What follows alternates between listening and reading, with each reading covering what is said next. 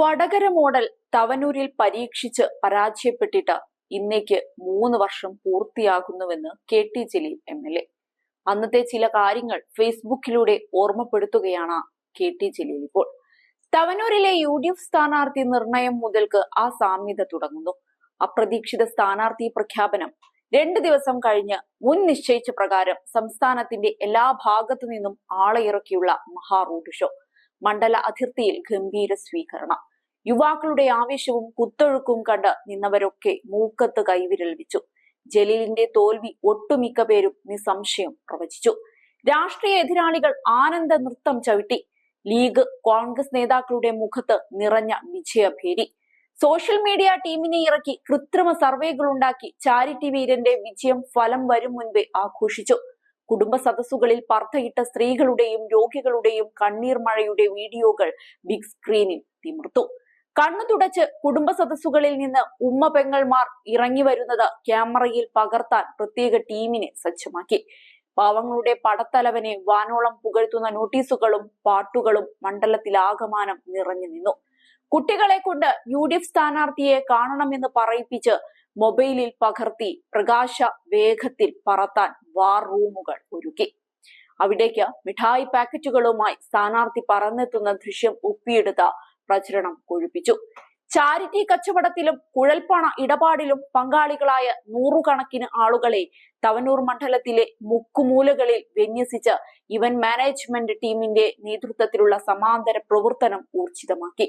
10 ലക്ഷത്തിലധികം ഫേസ്ബുക്ക് അനുയായികളുള്ള രോഗികളുടെ മിഷിഹ പോസ്റ്റ് ചെയ്യുന്ന ഓരോ കുറിപ്പിനും ഫോട്ടോയ്ക്കും ലക്ഷത്തിലധികം ലൈക്കുകൾ. സാമൂഹ്യ മാധ്യമങ്ങളിൽ എവിടെ നോക്കിയാലും തവനൂരിലെ UDF സ്ഥാനാർത്ഥിയുടെ മഹത്വ വിളംബരം നിറഞ്ഞാടി. ജമാഅത്തെ ഇസ്ലാമിയുടെ പർദ്ദയിട്ട വനിതാ പ്രവർത്തകരുടെ പ്രത്യേക സ്ക്വാഡുകൾ മുസ്ലിം വീടുകൾ കേന്ദ്രീകരിച്ച് മതപ്രസംഗം നടത്തി എന്നോടുള്ള പക തീർത്തു. ചാരിറ്റിക്കാരൻ ജയിച്ചാലുണ്ടാകുന്ന ഗുണഗണങ്ങളുടെ നീണ്ട പട്ടിക അവർ നിരത്തി.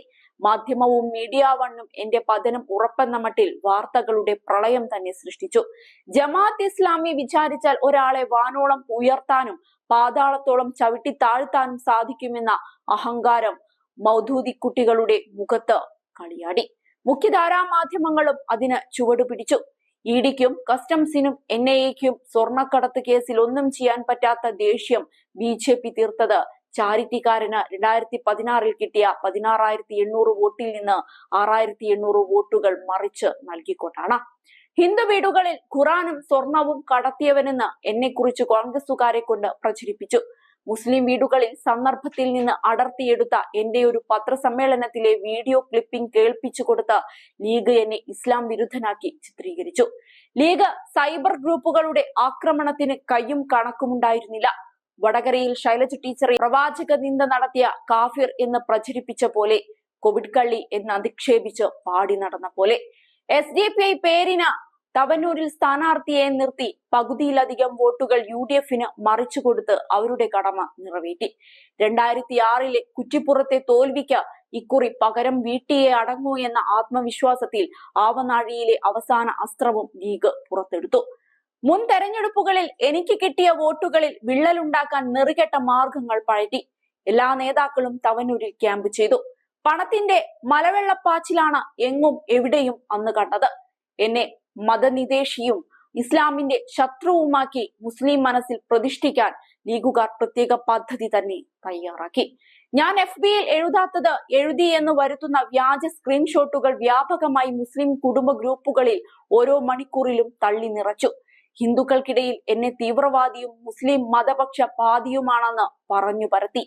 എല്ലാ കള്ളപ്രചരണങ്ങളുണ്ടായപ്പോഴും പടച്ചവനോട് ഒന്നേ പറഞ്ഞുള്ളൂ, നാഥ, എന്റെ ഭാഗത്ത് അസത്യവും അന്യായവും ഉണ്ടെങ്കിൽ എന്നെ നീ പരാജയപ്പെടുത്തണമേ എന്ന്. അള്ളാഹുവേ, എന്റെ മനസ്സ് കാണുന്നവനാണ് നീ. എന്റെ അടുക്കലാണ് സത്യമെങ്കിൽ മാത്രം എന്നെ നീ വിജയിപ്പിക്കണമേ എന്ന്. എനിക്ക് ജനങ്ങളെ വിശ്വാസമായിരുന്നു. അവരെന്നെ മനസ്സിലാക്കിയവരാണ്. എന്റെ വീടും പരിസരവും കണ്ടവരാണ്. ഭാര്യയെയും മക്കളെയും മനസ്സിലാക്കിയവരാണ്. എന്നെ സമീപിച്ച ഒരാളോടും മതമോ ജാതിയോ പാർട്ടിയോ ചോദിക്കാതെ കഴിയുന്നതെല്ലാം ചെയ്തു കൊടുത്തത് അവർക്ക് ബോധ്യമാണ്. ആരോടും ഒരു വിവേചനവും ഈ നിമിഷം വരെയും കാണിച്ചിട്ടില്ലെന്ന് അനുഭവസ്ഥർക്ക് അറിയാം. ഒരാവശ്യത്തിന് വന്ന ഒരാളുടെയും അഭിമാനം ക്ഷതപ്പെടുത്തിയിട്ടില്ല. ഒരു നയാ പൈസ കൈക്കൂലി വാങ്ങിയിട്ടില്ല.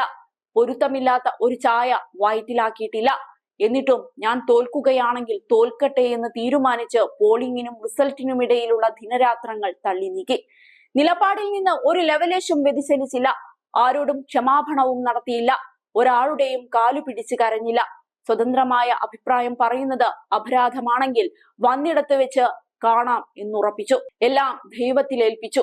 2011 ഞാൻ തവനൂരിൽ ആദ്യ മത്സരത്തിന് വരുമ്പോൾ 7 പഞ്ചായത്തിൽ 5 പഞ്ചായത്തും UDF ആണ് ഭരിച്ചിരുന്നത്. വട്ടംകുളം മാത്രമാണ് ഒറ്റയ്ക്ക് LDFന്റെ കയ്യിൽ. എടപ്പാളിൽ അംഗഫലത്തിൽ തുല്യമായതിനാൽ പ്രസിഡന്റ് LDFും വൈസ് പ്രസിഡന്റ് UDFും. തൊട്ടു മുൻപ് നടന്ന ലോക്സഭാ തെരഞ്ഞെടുപ്പിൽ ബഷീർ സാഹിബിന് 6000 വോട്ടിന്റെ ലീഡാണ് തവനൂർ മണ്ഡലത്തിൽ നിന്ന് കിട്ടിയത്. കോൺഗ്രസിന്റെ ഏറ്റവും നല്ല സ്ഥാനാർത്ഥിയെയാണ് അന്ന് UDF കളത്തിലിറക്കിയത്. 2011 LDFന് മൊത്തം കിട്ടിയ വോട്ട് 66000. 2016 ആകെ LDFന് ലഭിച്ചത് 68000 വോട്ട്. 2021 തെരഞ്ഞെടുപ്പിൽ നേടിയത് 70000 വോട്ട്. 3 തെരഞ്ഞെടുപ്പുകളിലുമായി നോക്കിയാൽ ഏറ്റവും അധികം വോട്ട് കിട്ടിയത് ചാരിറ്റി മാഫിയ സംഘത്തോട് ഏറ്റുമുട്ടിയപ്പോഴാണ്. 2021 മെയ് 2 സമാഗതമായി. വോട്ടെണ്ണലിന്റെ ആദ്യം മുതൽ ഞാൻ പിന്നിട്ട് നിന്നു. ആദ്യമെണ്ണിയ മംഗലം പഞ്ചായത്തിൽ 3000-ലധികം വോട്ടുകൾക്ക് പിന്നിലായാൽ മാത്രമേ ഭയപ്പെടേണ്ടതുള്ളൂ എന്ന് ആദ്യം തന്നെ എനിക്കറിയാമായിരുന്നു. അവിടെ UDF 1900 വോട്ടേ ലീഡ് ചെയ്തുള്ളൂ. തൃപ്രങ്ങോട്ട് പഞ്ചായത്തിൽ 600 വോട്ട് പിന്നിൽ പോയത് പ്രതീക്ഷിച്ചതേയില്ല. തവനൂർ പഞ്ചായത്തിൽ 600 വോട്ട് LDF ലീഡ് ചെയ്തു. ലീഗ് കോട്ടയായ കാലടിയിൽ അവർ 2000 വോട്ട് ലീഡ് ഉറപ്പിച്ചിടത്ത് എനിക്ക് 150 വോട്ട് അധികം കിട്ടിയത് UDF കേന്ദ്രങ്ങളെ ഞെട്ടിച്ചു. അതോടെ ജയിക്കുമെന്ന് എനിക്ക് ഉറപ്പായി. വട്ടക്കുളം പഞ്ചായത്തിലും LDF 500-ലധികം വോട്ടുകളുടെ ലീഡ് പിടിച്ചു. അപ്പോഴും UDF നേരിയ വോട്ടിന് മുന്നിൽ.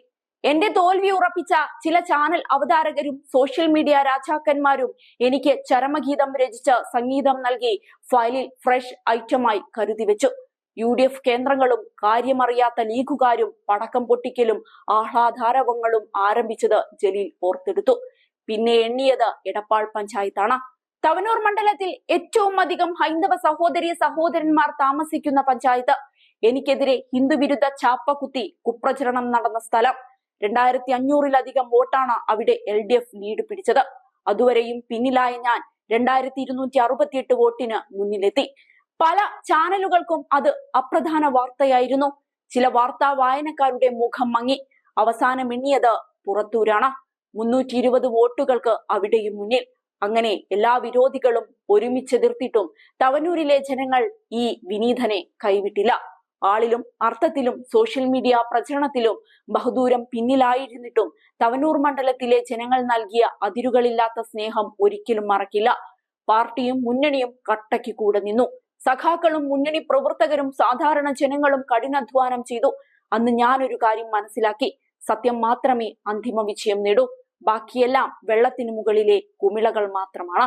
കുറ്റിപ്പുറം തെരഞ്ഞെടുപ്പിനേക്കാൾ വെല്ലുവിളികൾ നിറഞ്ഞതായിരുന്നു 2021 തവനൂരിലെ മത്സരം. അത്രയ്ക്കായിരുന്നു എതിർപ്പിന്റെ പർവ്വങ്ങളും കുപ്രചരണങ്ങളുടെ കുത്തൊഴുക്കും. പഴയ കുറ്റിപ്പുറം മണ്ഡലത്തിലെയും നിലവിലെ തവനൂർ മണ്ഡലത്തിലെയും ജനങ്ങളോട് ഞാൻ മരിച്ചാലും കടപ്പെട്ടിരിക്കും. ലീഗ് കോട്ടയെന്ന് അവർ അവകാശപ്പെടുന്ന മലപ്പുറം ജില്ലയിൽ നിന്ന് MLA എന്ന നിലയിൽ തുടർച്ചയായി 18 വർഷം പൂർത്തിയാക്കിയ ഈ സുദിനത്തിൽ എല്ലാവർക്കും സ്നേഹത്തിന്റെ കൂപ്പുകൈ.